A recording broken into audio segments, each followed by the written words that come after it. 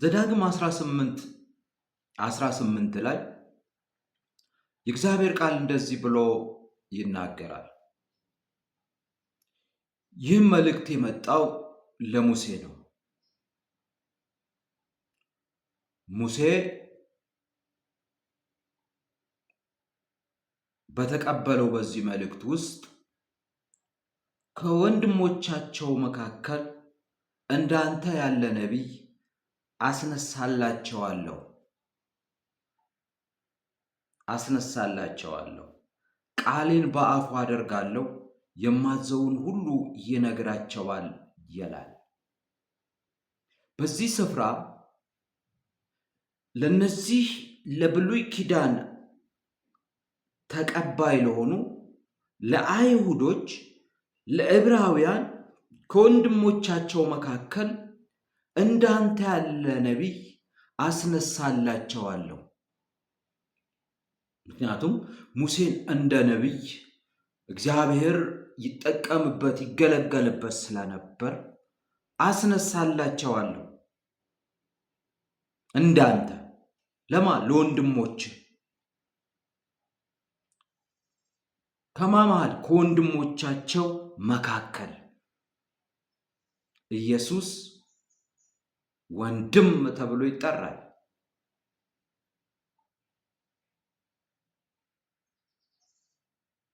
ስለዚህ ቃሌን በአፉ አደርጋለሁ፣ ከራሱ አያፈልቅም፣ ከሌላ ስፍራ አያመጣም። የዚህ መገለጥ ባለቤት እኔ ነኝ።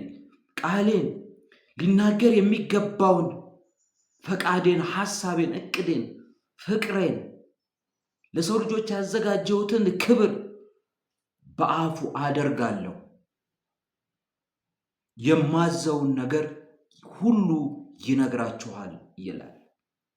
ኢየሱስ ክርስቶስ ጊዜውን ጠብቆ ከድንግል ማርያም ተወልዶ በምድር ላይ መመላለስ በጀመረ ጊዜ አገልግሎት ሲጀምር ቀጥታ እግዚአብሔር የሚያዘውን ሁሉ መናገር ጀመረ፣ መተረክ ጀመረ። ኢየሱስ የተረከውን ነው ሐዋርያት የተረኩት።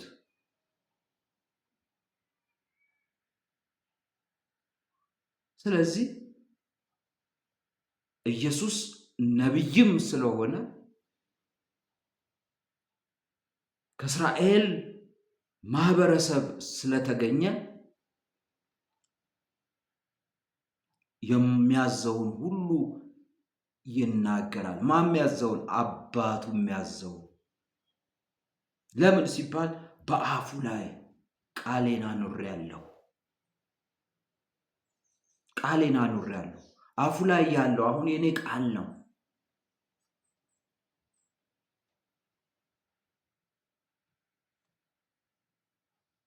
እንደነገርኳችሁ ነቢይ ተደርጎ የተቀባው አገልጋይ ኢየሱስ ክርስቶስ እንደተነገረለት ትንቢታዊ ቃል ታማኝ በመሆኑ በአፉ ላይ ቃል አለ። የሚታዘዘውን ሁሉ ያደርጋል፣ የማዘውን ሁሉ ያደርጋል። ታዛዥ ነው ኢየሱስ።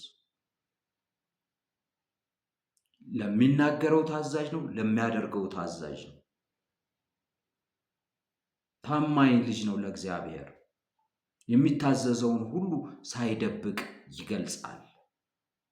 እግዚአብሔር ለሰው ልጆች ሁሉ ያለውን መልካም ፈቃዱንና ታላቅ ፍቅሩን በንግግርም በድርጊትም የገለጠ እንደ ኢየሱስ ያለ ነቢይ ተነስቶም ተልኮም አያውቅም በሰው ልጆች ታሪክ። የሚበልጠውን መገለጥ፣ የመጨረሻውን ጊዜ መገለጥ እርሱ ብቻ ነው የገለጠው። ከእርሱ በኋላ የተነሳ ምስጢር ገላጭ የለም። ምስጢር የገለጠ ሌላ አዲስ መገለጥ የሚያመጣ ነቢይ የለም። በዮሐንስ 8:26 ላይ የእግዚአብሔር ቃል ሲናገር በእናንተ ላይ ብዙ የምናገረውና ብዙ የምፈርደው ነገር አለኝ፣ ነገር ግን የላከኝ ታማኝ ነው። ከእርሱ የሰማሁትን ለዓለም እናገራለሁ አለ ጌታ ኢየሱስ። ለዓለም የምናገረው፣ ለሰው ልጆች የምናገረው ከአባቴ የሰማሁትን ነው። ቅድም ቃሌን በአፉ ላይ አደርጋለሁ ብሏል እግዚአብሔር። ስለዚህ ኢየሱስ እዚህ ጋር ማረጋገጫ ሲሰጥ ደግሞ ከእርሱ የሰማሁትን ከአባቴ የሰማሁትን ለዓለም እናገራለሁ አለ። ምን ያልተናገረው ነገር አለ ኢየሱስ? ተፈጸመ ያለው እኮ ወገኖቼ ተናግሮ ከጨረሰ በኋላ ነው። ለዓለም ለሰው ልጆች ሁሉ ይድኑ ዘንድ የእግዚአብሔርን ዕቅድ ገልጾ ነው። በእናንተ ላይ ብዙ የምናገረውና ብዙ የምፈርደው ነገር አለኝ፣ ነገር ግን ዳሩ ግን የላከኝ ታማኝ ነው። እግዚአብሔር ታማኝ ነው። አባቴ ታማኝ ነው። የላከኝ ታማኝ ነው። ከእርሱ የሰማሁትን ለዓለም እናገራለሁ። ለመሆኑ አንተ የምትናገረው ከማን የተቀበልከውን ነው? እኔስ የምናገረው ከማን የተቀበልኩትን ነው? ኢየሱስ ግን ከአባቱ የተቀበለውን ይናገራል። የሃይማኖት ተከራካሪዎች፣ የሃይማኖት አስተማሪዎች፣ የሃይማኖት ሰባኪዎች፣ የሃይማኖት ትንቢት ተናጋሪዎች ከማን የተቀበላችሁትን ነው? ኢየሱስ ግን ከአባቱ የተቀበለውን ለዓለም ተናግሯል ወይም እናገራለሁ ብሏል።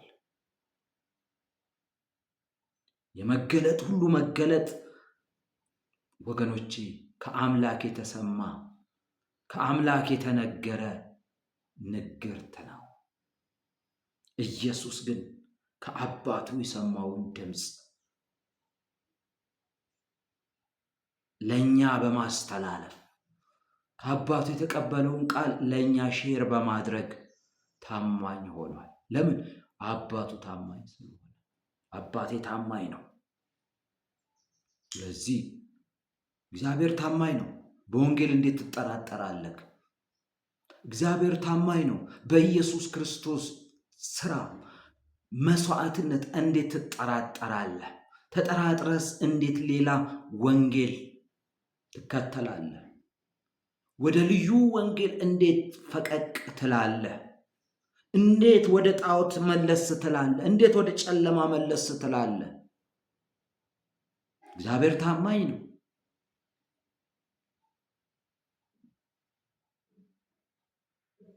ኢየሱስ ታማኝ ነው። ያልነገረን ነገር የለም። ያንን የሰማሁትን ለዓለም እናገራለሁ፣ ለዓለም እገልጣለሁ አለ። ለዚህ በዓለም ያሉ ሰዎች የክርስቶስን ወንጌል አልሰማሁም ለማለት አይችሉም። ወንጌል ያልሰማ እንዳይኖር ከ2000 ዓመታት በፊት ክርስቶስ የተናገረው ይኸው ዛሬ ድረስ ይናገራል። ዛሬም ድረስ ይታወጃል። አላረጀም፣ አልሸበተም፣ ኤክስፓየርድ አላደረገም፣ አልደበዘዘም። የደበዘዘ ለሚመስላችሁ በተረት ለማደብዘዝ የምትጣጣሩ አይደበዝዝም። መለኮታዊ መገለጥ ስለሆነ፣ አምላካዊ መገለጥ ስለሆነ ዓለም የምታመካኘው ምንም ነገር የለም። ከእርሱ የሰማሁትን እናገራለሁ። ስለዚህ ወንጌል ኢየሱስ ክርስቶስ ከአብ ሰምቶ ለእኛ የነገረን ነው። ኢየሱስ ከአብ ሰማ፣ ለእኛ ነገረን። ከሱ የሰሙት ለእኛ ነገሩን። ሐዋርያት ከኢየሱስ ሰሙ፣ ኢየሱስ ከአባቱ ሰማ፣ እኛ ከሐዋርያት ሰማን። ሂደቱ ይሄ ነው። በዮሐንስ 12:49 ላይ እኔ ከራሴ አልተናገርኩም፣ ነገር ግን የላከኝ አብ ምን እንድናገር እንዴት እንደምናገር አዘዘኝ አለ ኢየሱስ። የሚገርም ነው። እኔ ከራሴ አልተናገርኩም። በራሴ ፈቃድ አይደለም የማገለግለው። በራሴ ፈቃድ አይደለም የምወጣ የምገባው። ከራሴ የሆነ ነገር የለም። አሁን መብቱ ሁሉ የአባቴ ነው። በእኔ ላይ የበላይ አባቴ ነው። ምክንያቱም የሰው መልክ ለያዘ ማንነቱ፣ የባሪያ መልክ ለያዘ ማንነቱ የሚገባው ይህ ስለሆነ አሁን እኔ ከራሴ አልተናገርኩም። እስካሁን የምነግራችሁ ሁሉ ከራሴ አይደለም። የራሴ እውቀት ጉዳይ አይደለም። የራሴ መረዳት ጉዳይ አይደለም። ወይም ደግሞ የእናንተን ሃይማኖት አታክ ለማድረግ ከራሴ ፈጥሬ ያደረኩት ነገር አይደለም። አይሁዳውያን ናችሁ። አዎ የብሉይ ኪዳን ሕግ አላችሁ፣ የቤተ መቅደስ ሕግ አላችሁ፣ የታቦት ሕግ ነበራችሁ፣ የክህነት አገልግሎት አሉ፣ ነቢያት ከእናንተ ናቸው። ግን እኔ ከራሴ አልተናገርኩም። ነገር ግን የላከኝ የአብ ነው። ምን እንደምናገር የምናገረው የአብ መገለጥ ነው፣ የአብ ወንጌል ነው። አብ ነው ተናገር ያለኝ ይህን ወንጌል የአብ ነው። ምን እንደምናገር አንደኛ የምናገረው ምን እንደሆነ እንዴት ደግሞ እንደምናገር አዘዘኝ። አንደኛ ከራሱ አልተናገረም ኢየሱስ። ሁለተኛ ምን እንደሚናገር በራሱ አልወሰነም ወገኖቼ። ሶስተኛ እንዴት እንደሚናገር አባቱ ነው ያዘዘው። አባቴ ያዘዘኝ እንዴት እንደምናገር። ትእዛዝ የመጣው ከአባቴ ነው።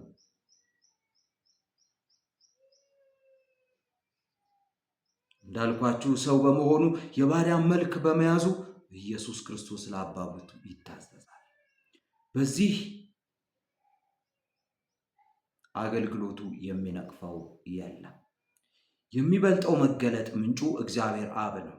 ይህንን አባት ደግሞ የተረከልን ልጁ ኢየሱስ ክርስቶስ ነው። ዮሐንስ 1:18 ላይ በእቅፉ ያለ አንድ ልጁ ተረከው ይላል። ገለጠው፣ አብራራው ይላል። ወንጌል አብ የተገለጠበት ነው። ወንጌል አብ የተብራራበት ነው፣ የተተረከበት ነው። ይሄ የሚበልጠው መገለጥ ወገኖቼ፣ እግዚአብሔር ባህሪው የተገለጠበት፣ ክብሩ የተገለጠበት፣ ለሰው ልጆች በጣም የቀረበበት፣ ሰዎችን በፍቅር የሳበበት፣ በፍቅር ገመድ ሰዎችን ለመጎተት የተንቀሳቀሰበት ነው። ስለዚህ በእቅፉ ያለ አንድ ልጁ ምን አደረገው? ሥጋ ለብሶ መጥቶ ተረከው፣ ገለጠው፣ አብራራው፣ ታየ። የሚበልጠው መገለጥ አብ የተብራራበት ነው። በማ በኩል? በልጁ በክርስቶስ ኢየሱስ በኩል። የሚገርመው መገለጥ እግዚአብሔር በክብሩ የተገለጠበት ስለ ባህሪው፣ ስለ ፍቅሩ ለሰዎች ያለውን ሐሳብ የገለጠበት ስለሆነ ወገኖቼ ወንጌልን እንደ ቀልድ ባናየው መልካም ነው። አሸንክታብ በወንጌል ላይ ባናበዛ ጥሩ ነው። ፍልስፍና በወንጌል ላይ ባናበዛ ጥሩ ነው። አንድም እንደዛ አንድም እንደዚህ እያልን ከፈር ያፈነገጠ ነገር ባንሰራ እጅግ የተሻለና የሚበልጥ ነው። ዮሐንስ 14:10 ላይ የእግዚአብሔር ቃል ሲናገር እኔ በአብ እንዳለሁ አለ ኢየሱስ። እኔ በአብ እንዳለሁ አብ በእኔ እንዳለ አታምኑምን? እኔ በአብ ነው ያለሁት፣ አብም በእኔ ነው ያለው። የምነግራችሁ ቃል ከራሴ አይደለም። የምነግራችሁ ቃል አሁን ከራሴ አይደለም፣ ከራሴ አይደለም። የአዳም ዘር ከመሆኔ አይደለም፣ ከድንግል በመወለዴ አይደለም።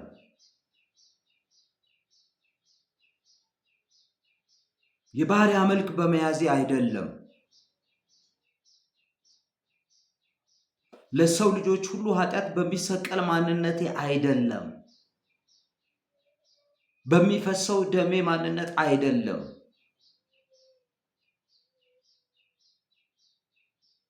የምነግራችሁ ቃል ከራሴ አይደለም፣ ነገር ግን ስራውን የሚሰራ በእኔ የሚኖረው አብ ነው። የዚህ መገለጥ ህልውና ያለው በክርስቶስ ኢየሱስ የተገለጠው የአብ ስራ ነው። ነገር ግን ስራውን የሚሰራው በእኔ የሚኖረው አብ ነው አለ። በእኔ ምን የሚለው የሚኖረው አብ ነው። ክብር ለአብ፣ ክብር ለወልድ፣ ክብር ለመንፈስ ቅዱስ ይሁን።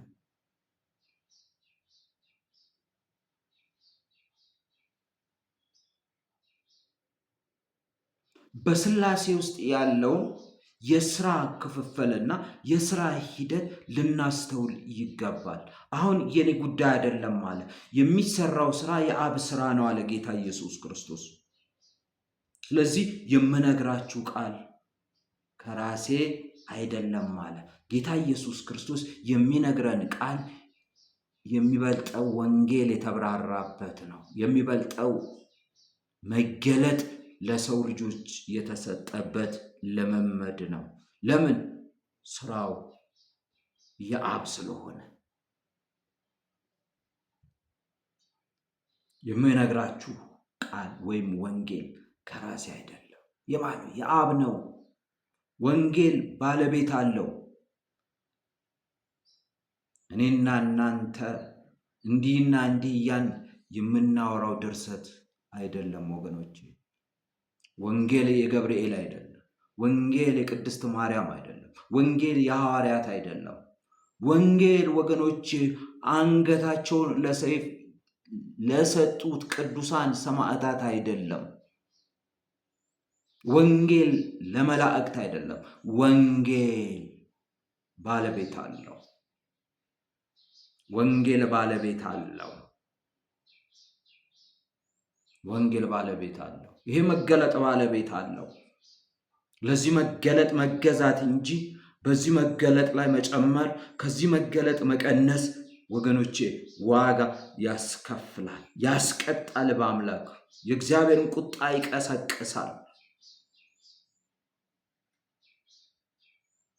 ድሪቶ በዚህ መገለጥ ላይ መደረብ የተገባ አይደለም። አዲሱ የወይን ጠጅ አቁማዳ አሮጌውን የወይን ጠጅ አቁማዳ ያፈርሰዋል። ሊስማሙ አይችሉም።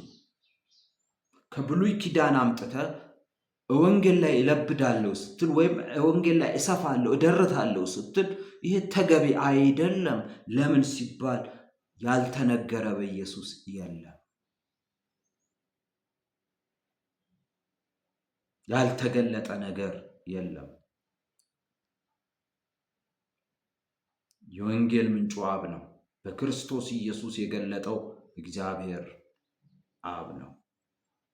በዮሐንስ 17:8 ላይ እግዚአብሔር ቃል ሲናገር ምክንያቱም ይላል፣ ምክንያቱም የሰጠኝን ቃል ሰጥቻቸው ተቀብለዋል። ምን ያረከውን? የሰጠኸኝን።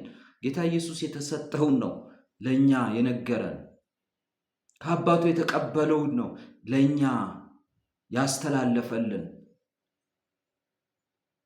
ምክንያቱም የሰጠኝን ቃል ሰጥቻቸው ተቀብለዋል አለ።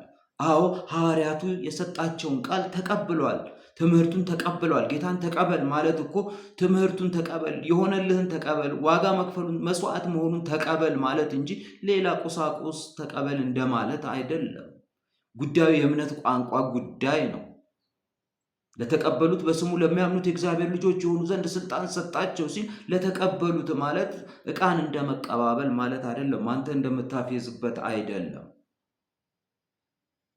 ትምህርቱን መቀበል። ስለዚህ አንተ የተቀበልኩትን ሰጥቻቸው ወይም የሰጠኸኝን ሰጥቻቸው ተቀብለዋል።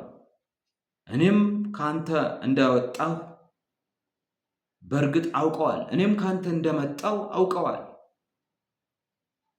ከሥላሴ አካላት አንዱ ምን እንዳለ እንደወጣ ከአብ እንደመጣ ምን ብለዋል? አውቀዋል። ካንተ ዘንድ እንደመጣው አውቀዋል። ምንም ሥጋ ብለብስ መለኮታዊ ማንነት እንዳለኝ አውቀዋል። ያንተ ልጅ መሆኔን አውቀዋል። አዎ አንተ የሕያው እግዚአብሔር ልጅ እንደሆንክ እናውቃለን አይደል ያሉት ሐዋርያት። እኔ ማን ትሉኛላችሁ ሲል አንዳንዶች ነቢይ ከሌላሉ፣ አንዳንዶች ከሌላሉ፣ አንዳንዶች እኛ ግን አንተ የሕያው እግዚአብሔር ልጅ እንደሆንክ እናውቃለን አሉ እነ ጴጥሮስ። አውቀዋል። አንተ እንደላከኝም አምነዋል አለ። በተልእኮ እንደመጣው እንደተላከኝ አውቀዋል፣ አምነዋል። ኢየሱስ ክርስቶስ ከአብ የተላከ መሆኑን እኮ ነው አላውቅ ያሉት ብዙዎች። ራሱን ተልክ ያለው የሚለውን ይቀበላሉ። ነገር ግን ኢየሱስ ክርስቶስን የላከው ማን ነው? እግዚአብሔር ነው። አንተ እንደላከኝ አምነዋል። በራሱ ስም የሚመጣውን ዓለም ትቀበላለች። ክርስቶስ ግን በአባቱ ስም ነው የመጣው። በዚህ ስፍራ ኢየሱስ እያለ ያለው መገለጡን የሰጠኸኝ አንተ ነህ፣ የሰጠኸኝን ሰጥቻቸዋለሁ፣ ተቀብለዋ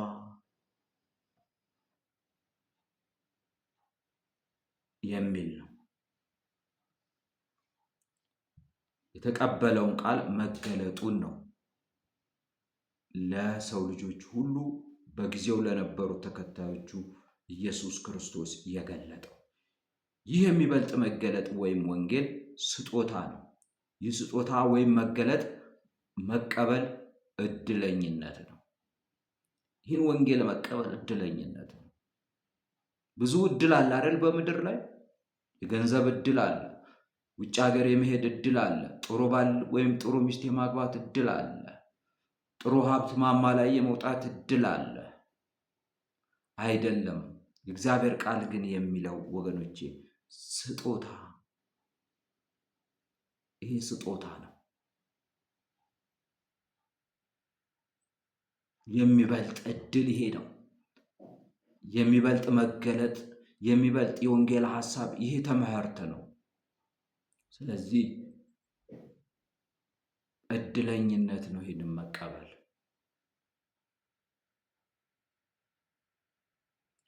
የሚሻል የሚበልጥ እያለ የዕብራውያን ጸሐፊ እየደጋገመ የተናገረው ሊገባን ይገባል።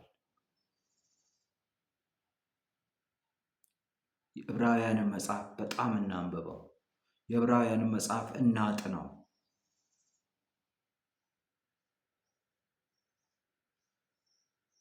የሚሻል የሚበልጥ እያለ እየደጋገመ የሚነግረን ብዙ ሐሳቦች አሉ፣ አሁን እኔ ያልዳሰስኳቸው በትምህርቴ ውስጥ። ለዚህ መጽሐፍ ቅዱስን አንብቡ፣ ወንጌልን አንብቡ፣ በክርስቶስ ኢየሱስ እመኑ፣ በወንጌል እመኑ። ክርስቶስ ኢየሱስን የነፍሳችሁ የሕይወታችሁ አዳኝና ጌታ አድርጋችሁ ተቀበሉ።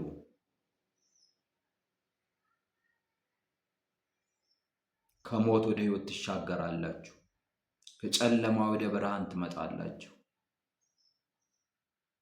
የሚበልጠው መገለጥ የምንድንበት እንጂ የምንነታረክበት፣ የሚበልጠው መገለጥ የዘላለም ሕይወት የምንወርስበት እንጂ ለክርክር ጉንጫችንን የምናለፋበት አይደለም።